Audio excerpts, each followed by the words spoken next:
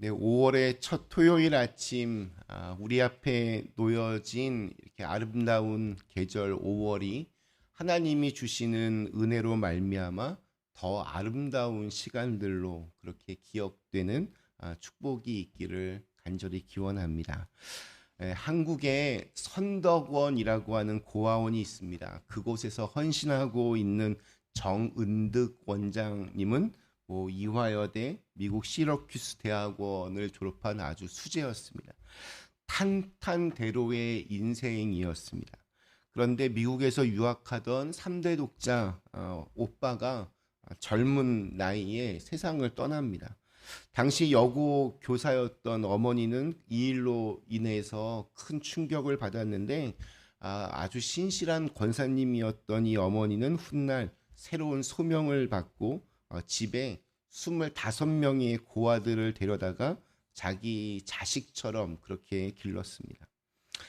어, 이 어머니는 이 고아원을 그렇게 아주 헌신적으로 섬기다 54살의 젊은 나이에 또 과로로 쓰러집니다. 미국에 살던 딸 정은득은 이제 비행기를 타고 오면서 간절히 하나님께 기도했다고 합니다. 하나님, 우리 엄마를 제발 좀 살려주세요. 그렇게 울며 기도했지만 어머니는 이미 싸늘한 시신이 되어 있었습니다. 그 후로 하나님과도 이 딸은 이제 완전히 이별했습니다. 남편은 미국 신문사에서 기자로 일하고 또 자신은 대학에서 근무하면서 세상 사는 그러한 재미에 푹 빠져 지냈습니다. 가끔 한인교회에 나가기도 했지만 믿음이 아니라 그냥 친구 만나러 가는 정도였습니다. 그러다 어느 날 이모에게서 편지 한 통을 받았습니다. 선덕원은 오빠의 죽음이 하늘의 미랄이 되어서 탄생했고 그곳을 위하여 내 엄마가 참 정성을 다하다 하나님께로 돌아갔는데 이제 네가 그 일을 좀 해야 하지 않겠냐는 내용이었습니다.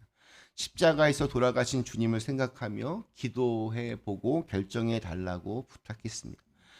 그러나 아예 그 편지 무시하고 서랍 속에 던져버렸습니다. 근데 이후로부터 꿈을 꾸기 시작합니다. 똑같은 내용이었습니다. 저울이 있는데 한쪽에는 그 고아원에 있는 약 20명의 아이들이 있었고 또 다른 한쪽에는 자기와 죽은 오빠가 있는데 그 저울이 이렇게 한쪽으로 기울어지지 않고 똑같이 균형을 이루고 있는 장면을 계속 보게 됩니다. 한 번 꾼 게 아니라 연거푸 6번이나 꾸면서 이게 계속 마음에 남게 되었습니다. 그래서 믿을 만한 사람 한 명 잘 찾아서 그 고아원의 원장으로 세우는 것까지 자기가 한 뒤에 다시 미국으로 돌아가야겠다 다짐하고 2주의 휴가를 받아 한국을 방문했습니다. 고아원에 갔는데 4살쯤 되는 여자아이가 잽싸게 품으로 파고들어서 무릎 위에 앉았습니다. 약 20여 분 지났는데 갑자기 치마가 이렇게 축축해졌습니다. 앉은 채로 아이가 오줌을 싼 겁니다. 화장실에 가야지 여기 이렇게 그러면 어떡하니 하고 아이를 나무라자 아이가 울먹이면서 제가 화장실에 가면 이 자리를 빼앗기잖아요. 딴 아이가 여기 앉을 거 아니에요. 이 말을 듣는 순간 망치로 한 대 이렇게 맞은 것 같은 충격이 왔다고 합니다. 그리고 그 순간 신실하게 주님을 섬기며 그 마음으로 아이들을 돌보던 엄마의 모습이 또 오빠와 엄마의 죽음으로 애써 외면해 왔던 십자가의 주님이 떠올랐습니다. 하나님께 회개했습니다. 하나님 정말 잘못했습니다. 이렇게 사랑에 굶주린 아이들을 외면했으니까 나만 알고 나만 최고라고 생각했던 것을 회개합니다. 용서해 주세요. 이때 하늘에서 엄청나게 큰 붉은 해가 떨어져서 온몸을 휘감았다고 합니다. 너무 뜨거워서 펄쩍펄쩍 뛰면서도 눈물의 기도를 멈추지 못했다고 합니다. 그 후에 하나님의 부르심에 응답하고 미국 생활을 정리하고 고아원 일에 헌신하고 있습니다. 결국 긴 방황을 끝내고 하나님의 부르심에 순종한 것입니다. 우리 수천 년 전에 살았던 모세도 마찬가지였습니다. 이미 하나님의 부르심을 받았을 때가 나이 80이었습니다. 80, 인생의 거의 막바지에 왔습니다. 그런데 하나님께서 떨기나무 불꽃 가운데 나타나셔서 노예로 고통받고 핍박받는 이스라엘 백성들을 해방시키라고 말씀하셨습니다. 뭐 군대가 따로 있는 것도 아니었고 독립자금을 주신 것도 아니었습니다. 그런데 80대 단신으로 가서 이 일을 하라고 하니까 이게 얼마나 황당하겠습니까? 그래서 이런 핑계 저런 핑계를 대고 거절했지만 하나님은 모세의 거절에 맞춤형 대안들을 다 준비해 놓으셨습니다. 특별히 모세가 자신은 말하는 능력이 없어서 강팍한 바로를 설득할 수 없다라고 그렇게 거절했었는데, 이에 대한 하나님의 대답으로 오늘 1절 말씀이 시작합니다. 여호와께서 모세에게 이르시되 볼지어다 내가 너를 바로에게 신같이 되게 하였은즉 내 형 아론은 네 대언자가 되리니. 모세를 향한 첫 마디가 볼지어다입니다. 볼지어다. 무엇을 봐야 합니까? 사람은 무엇을 보느냐에 따라서 삶의 태도가 달라집니다. 너의 능력 없음을 보지 말고 너를 사용하는 하나님을 보라는 것입니다. 말을 듣지 않는 바로를 보지 말고 바로를 굴복하게 하시는 하나님을 보라는 겁니다. 당시의 상황은 암울했습니다. 홍해도 건너고 또 뭐 광야도 가고 가나안도 가야 하는데 지금 애굽에서 주저앉아 있습니다. 모세도 힘들고 백성들도 아주 오랜 세월 고통받고 있습니다. 출애굽을 해야 하는데 이 모든 것들이 더 이상 진전되지 못하고 중단된 상태입니다. 무언가에 가로막혀서 앞으로 나아가지 못하고 있었습니다. 오늘 우리들도 이렇게 어떤 돌파구가 필요할 때가 있습니다.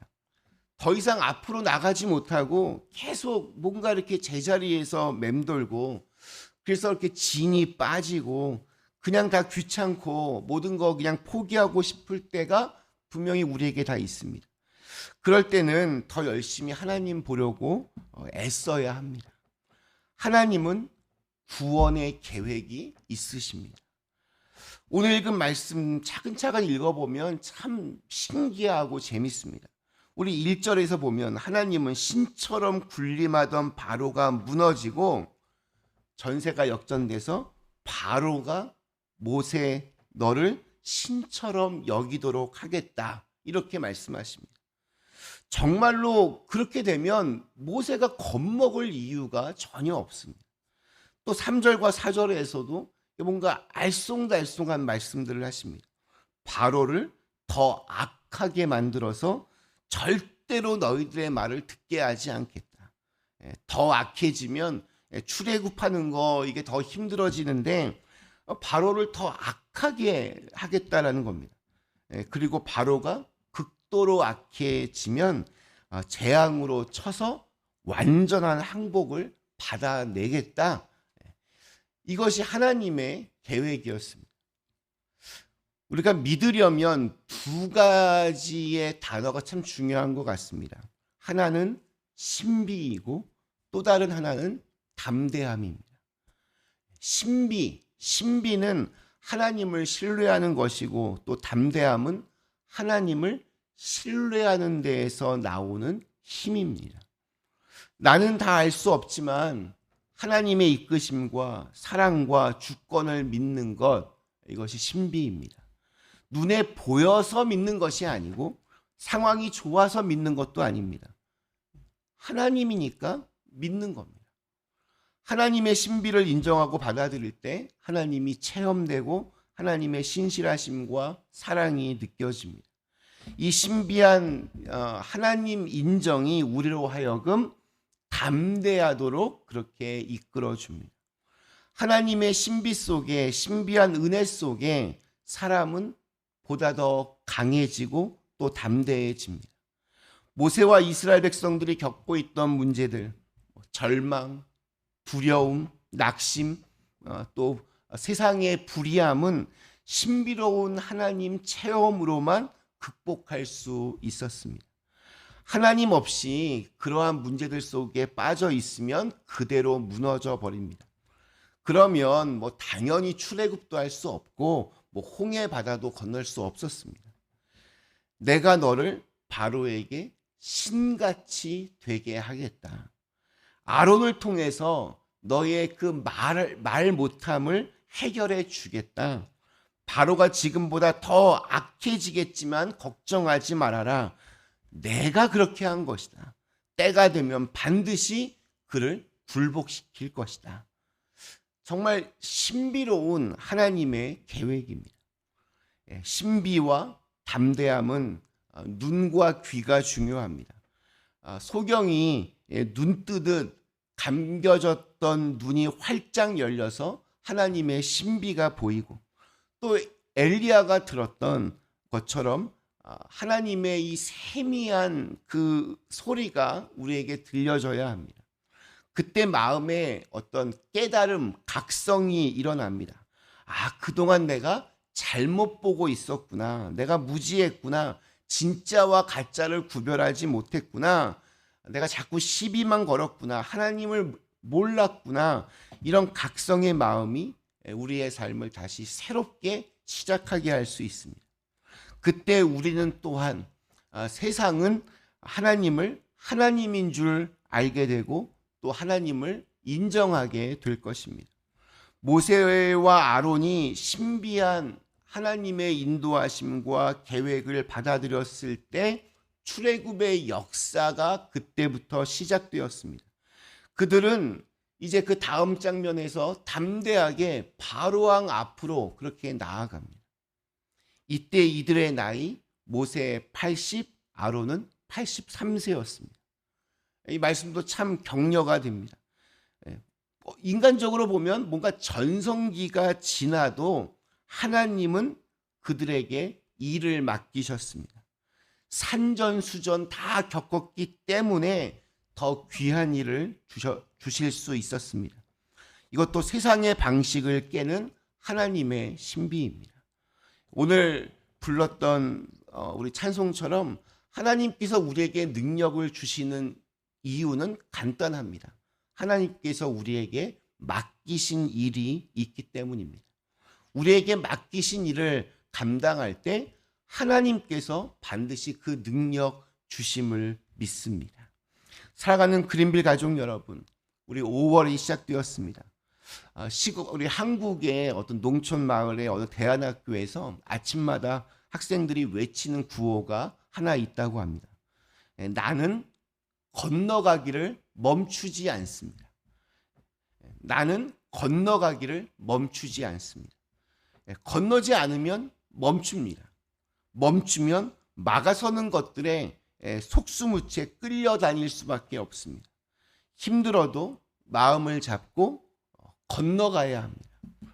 홍해바다를 건너가야 하는 것처럼 건너가야 합니다. 건너면 생각지도 못했던 일들이 펼쳐지게 됩니다. 눈을 좀 더 크게 뜨고 귀도 더 크게 열어서 건너가야 할 일 생길 때마다 나를 넘어서는 신비한 하나님과 또한 그 담대함으로 말미암아 우리의 삶 속에 어떠한 장애물도 건너갈 수 있는 귀한 축복이 있기를 간절히 기원합니다. 잠시 함께 기도하시겠습니다.